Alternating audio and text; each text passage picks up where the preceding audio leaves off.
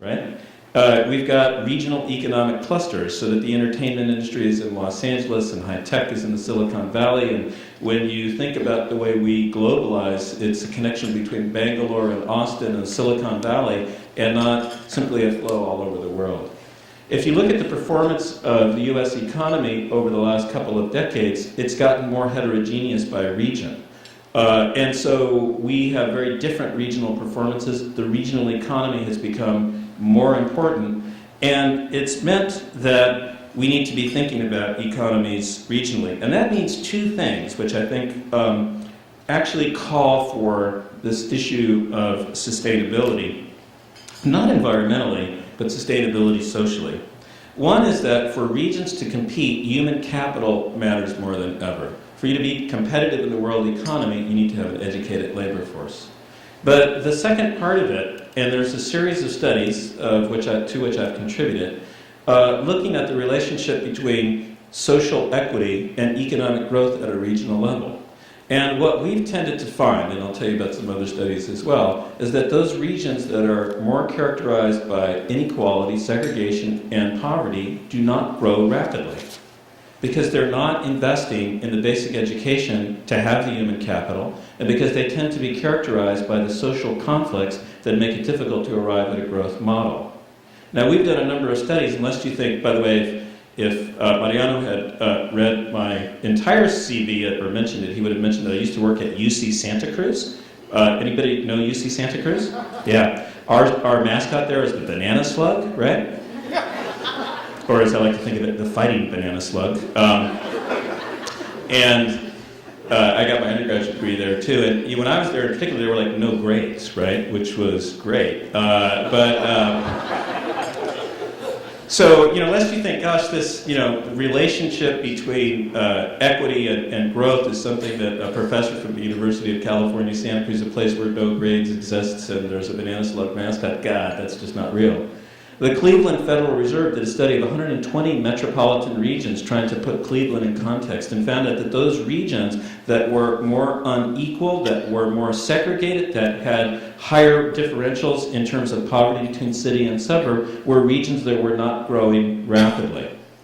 And these studies all suggest that even when you control for the feedback effect of growth on poverty and inequality, that we're finding this. And it only makes sense. You think about the way in which you organize your work, in which you believe that if you treat everyone decently and well, that you'll actually get a lot more productivity and efficiency and effectiveness out of them. This is what seems to be emerging at a regional level as well. And it's led to a very important shift, in terms of business beginning to pay attention to issues of social equity as well. Joint Venture Silicon Valley, which is a business organization, including measures of poverty and its regional economic indicators. Chicago 2020 has done great work in Chicago about thinking about affordable housing and lobbying for affordable housing all over. Fund for Our Economic Future in Cleveland.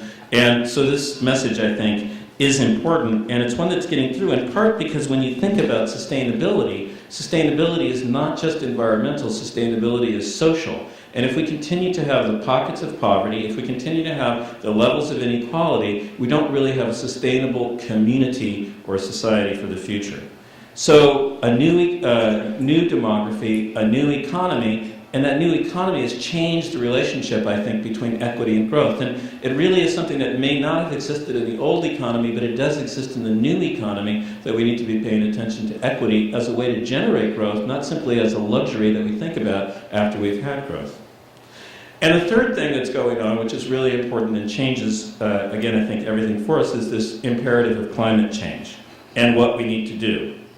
Now, when I speak about climate change and what we need to do, I'm always reminded of some parts of my college career, which may have been parts of your college career, in which certain degrees of excess were a part of the hard studying, hard partying process, right?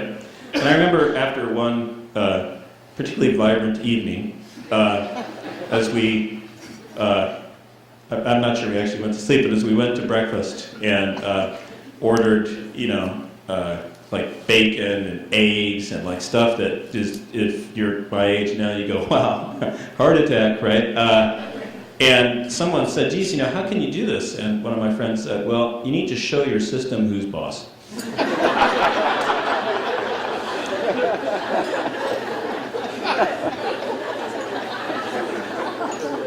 That's how we've thought about the environment. We need to show that environment who's boss, us, we're going to dominate it. We can no longer do that. Just as at age 50, I'm definitely not doing that, right? And what this means is that we need to really build sustainability into the work that we do. And this is actually creating a lot of opportunities to move from an economic threat to an economic opportunity. In Los Angeles, for example, we've had a campaign, and it's been imperfect at times, but it's yielded some very interesting results in which community organizations and labor groups, environmental justice groups, and environmental groups have gotten together with a campaign to clean the ports. Because the ports are absolutely essential to the logistics industry that fuels Southern California, and is very critical as well because this is generating the sort of mid-skill jobs that are appropriate for a population where you're trying to close the education gap and the wage gap. But the problem with the ports is that they generate tremendous diesel pollution. And so there's been a program for clean ports put together, which has done a combination of reducing diesel emissions at the ports, protecting neighborhoods that were overburdened, and creating some paths for improvements in worker conditions at the ports as well. Those kind of opportunities to try to bring together the imperatives of climate change with the imperatives of generating economic growth are essential for our future. And sustainability is becoming a preferred option, and not simply by granola-eating folks from California. So what does this mean, I think, for your work and for my work? At a big level, I think what it means is that sustainability isn't just politically correct anymore. It's actually something that we need to be doing in all of our work. Second, equity isn't just nice.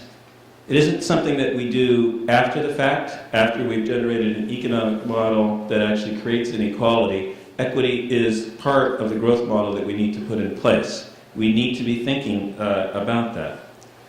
Third, you can't just do neighborhoods anymore.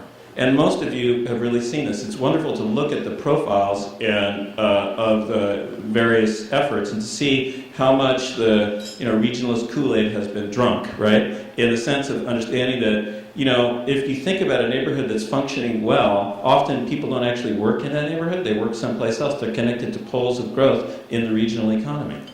And the issue is, how do you connect communities to the region, not simply how do you make the communities themselves grow? Fourth thing I think is really important is that what you're doing at a neighborhood level and at a regional level will help bubble up and change national policy.